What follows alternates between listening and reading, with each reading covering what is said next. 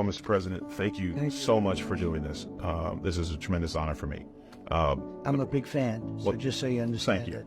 Well, I'm glad because I've got an issue with you, and and when you gave me this opportunity, first of all, thank you for coming on the Gutfeld Show. It was hilarious. Yeah. It was a lot of fun. It's a good show.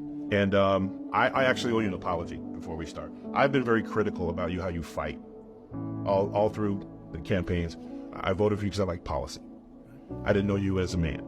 And I think when you don't understand what a man fights for, you can get lost, especially with all the noise we're seeing from fake news, etc. Who created these pictures from you. So Gutfeld Show's over. Cameras are off. We go backstage, and I expected you to be like every politician or anybody I've ever celebrity I've bodyguarded for, and you met my family. And you talked to my daughter. My daughter is 10 years old. Her name's Georgie. You guys talked for 20 minutes. If nobody knew, you could have been her grandfather. And you were talking about her horses and her dreams. And I was sitting there and I was like, I have been so wrong about this man because I never understood why you fight the way you fight. You're a family man. You're a father. And your daughter's a gorgeous, really, and your wife, the whole thing. I mean, you have got some setup, I'll tell you. But your family's great, and you're great, and you've really done something, and you've captured a certain spirit. You know, a friend of mine who's very smart, he's also a very big guy. He said, because I'm big and strong, people think I'm not the smartest guy. Oh, I know. Okay? You are a really smart guy. And I see it, and I've watched it, and I like the show, and we have the privilege of having had the highest rating in the history of the show when I did it a couple of weeks ago. That was his of all time. Of all time, yeah. We beat network television. You beat everybody. And they were up 35 million homes, right. Yes. and it was a landslide. Yep. Now, you're putting it on me. I'm throwing it back to you, Mr. President. Go ahead. Why do we not hear more about Donald Trump, the father, the grandfather? And I did a deep dive. There are some things you have done that when they say those horrible things like he's Hitler, he's a racist, did they not forget in 1991 what you did with Nelson Mandela? Would you care to share that? Because I would love to hear that. I never talk about it. No, you do not. And I know why, because you're a man. Yeah. I mean, I just have great relationships with a lot of people. People say that, you know, a little bit like you do. I don't think it's a narrative the press likes. Maybe it's not even a narrative that I should have. We have to protect our country, and maybe we should let the other side, I don't even call them the enemy. I think we have more of an enemy from within than we do from outside. You know, if you have a smart president, they talk about China and Russia and everything else. If you have a smart president, they're not going to be the problem. We have a bigger problem from within, and they hate it. I noticed today they were saying, he said the enemy from within. Of course it's Adam Schiff. These are bad people. These are sick people and bad people, and it's true. But I think it's a narrative that they don't like, frankly. I think the fake news, a term I think I came up with, I'm very proud. No, you did. You coined it. It's not you tough. Should probably trademark it, but you know, I'm not going to. Yeah, I should trademark. I'm not going to give you business tips. But you know, it's funny because it's a great term, but it's actually not strong enough because it's beyond fake. It's really bad. Nelson Mandela and 80 of his constituents were trying to come to the United States. Yeah. The United States government wasn't helping him. No one was helping him. You chartered a 727 plane for their entire trip. Yeah.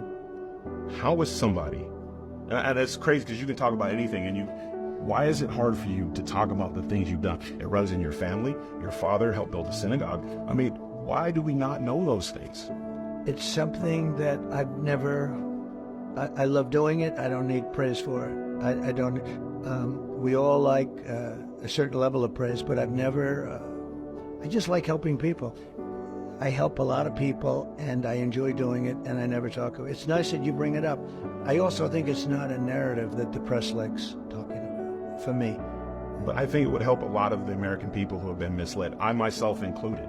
Now listen, I'm voting for you now because of the man you are, not just because of the policies, because not every American will get the opportunity that I had to saw who you were backstage. And that's why I have this list. I mean, I have testimonials. We can't go through all of them because I want to see them. Now this was I had to dig deep. I like that. You donated $100,000 to raise dogs. You're not even a dog guy. Explain that. Well, that's Lara. So I have a wonderful, the wife of Eric, and she's a terrific person. You know, she's actually now a very big and important person in getting elected in the Republican Party. Comes from North Carolina. She loves the dogs. And I did that in her honor, actually. And, you know, if you listen to her, boy, dogs are treated very badly. They're, some evil people having to do even with dogs. So I did that for my daughter-in-law, more so than me. I don't know that much about dogs, but I want to take care of them. And I had an opportunity. As president, you can do a lot of things. I did a lot. The size of the kennels, the size of the cage, there's like cages that they're in. And it's terrible. It's like you have no room, no nothing. And she came in with a whole group of people. These are people that really fight hard for dogs. I mean, you have people that fight. And she's a good person, so I did it for her.